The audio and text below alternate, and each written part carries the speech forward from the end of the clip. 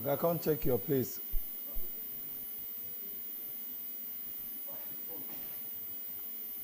I got water. Change that battery. Get weak link from there.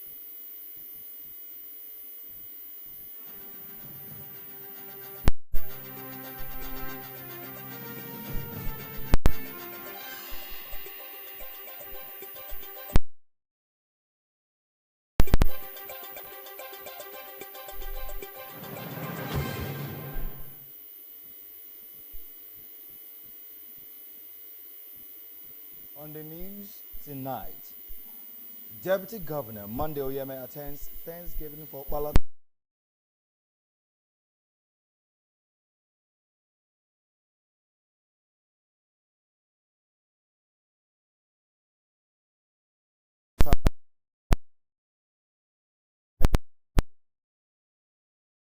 to confirm it there.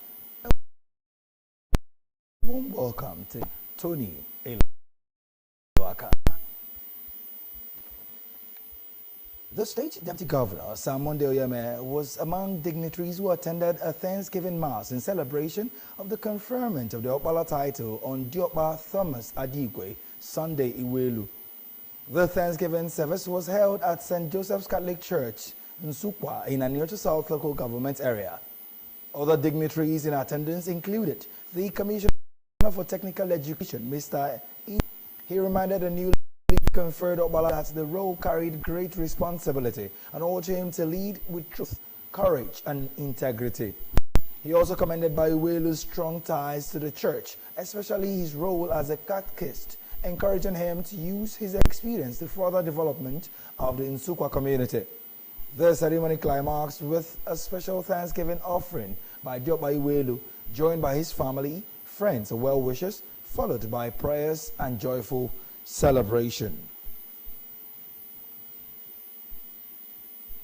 The Delta State government has called on residents of Uweru Kingdom in Ughelli North local government area to align with the more agenda of Governor Sheriff Obodiwori as a pathway to attracting meaningful development and sustaining lasting peace in the area.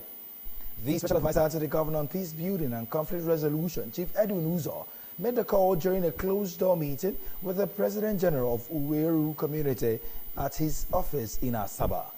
Henry Unogwa completes the report.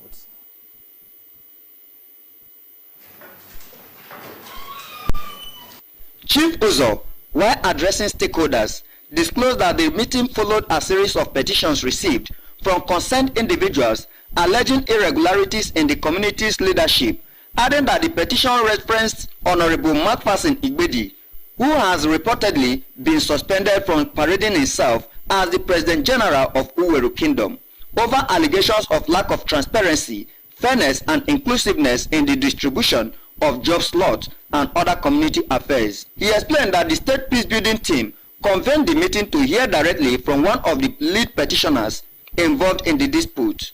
The special advisor urged Honorable Jaro Ebo, chairman of the Ughelli North Local Government Council and lead petitioner, to remain patient while the investigation continues, assuring that Honorable Igbedi's counter petition would be given a fair and objective hearing, noting that a broader stakeholders meeting will soon be convened to comprehensively address the issue. We investigate the matter because interest is in the matter.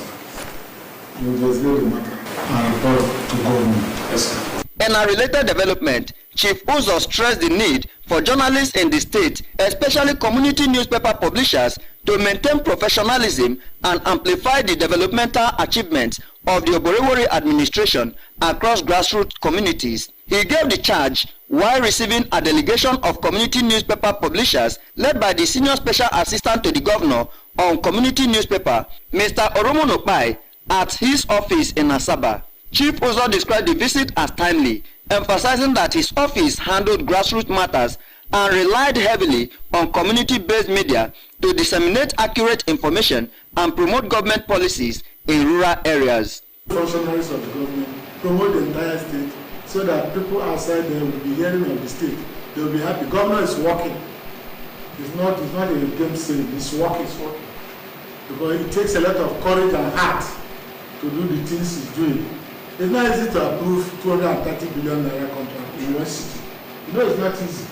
Earlier in his remarks, Mr. Oromo Nopai commended the peace-building team for its impactful initiative and reaffirmed the commitment of community newspaper publishers to partner with the state government in promoting peace, inclusiveness, and grassroots development. It will be better for the community newspaper to partner with your office so that henceforth all the good things that you are doing in this office through the moral agenda will be best carried by the local papers. Henry Onogwa reporting. The Minister of Information and National Orientation, Mr. Mohammed Idris, has called for calm over the suspension of the operations of Badegi FM, a radio station in Mina, Niger State. This was contained in a statement issued by the Minister's Special Assistant on Media, Rabi Ibrahim in Abuja. Mr. Idris noted that concerns raised by various stakeholders in the media industry regarding the recent directive by the Niger State government suspending the operations of the FM station. According to the report, Governor Umaru Bago of Niger State had issued a directive during an expanded State All Progressive Congress caucus meeting in Mina yesterday, citing allegations of unethical broadcasting and incitement by the station. While acknowledging the concerns raised, the minister, however, noted that the suspension of broadcasting licenses fell within the purview of the National Broadcasting Commission, as stipulated by law.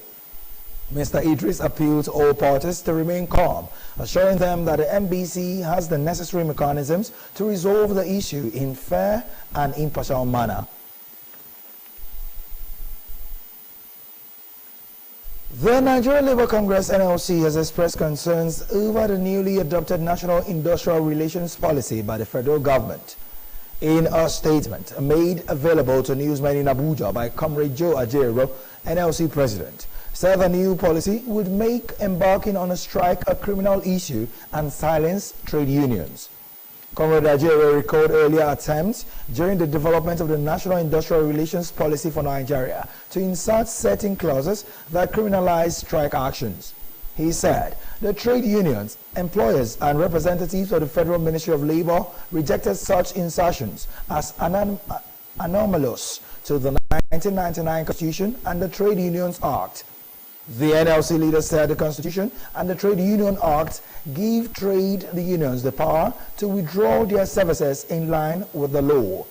He described a fresh insertion into the National Industrial Relations Policy as inferior to the Constitution and Trade Union Act. Comrade Ajero assured Nigerian workers that the leadership of the Congress and the labor movement remained watchful on their mandate of protecting the rights, interests, and hard-won industrial liberties. The agency member has revealed that women and children are the most affected victims in this year's flooding in the 19 affected states. The agency's data dashboard explained that 5 states have the highest number of persons affected in the flooding, namely Imo, Rivers, Abia, Borno, and Kaduna State. The data explained that over 165 persons died, 82 missing, and 119,791 others affected in the flooding. NEMA revealed that in its data dashboard.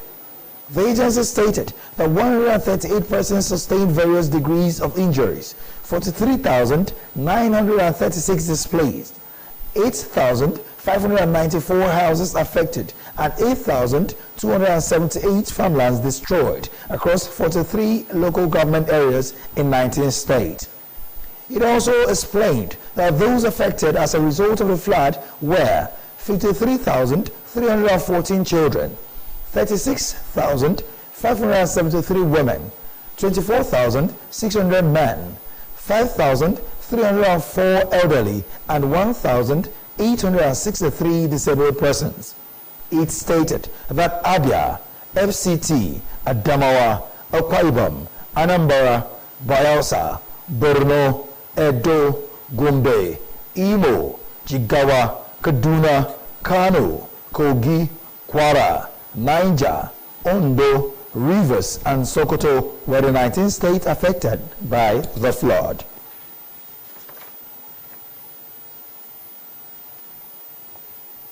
The Nigeria Customs Service NCS has announced December 31 as a deadline for the migration from the current fast-track scheme to the globally recognized Authorized Economic Operator AEO program.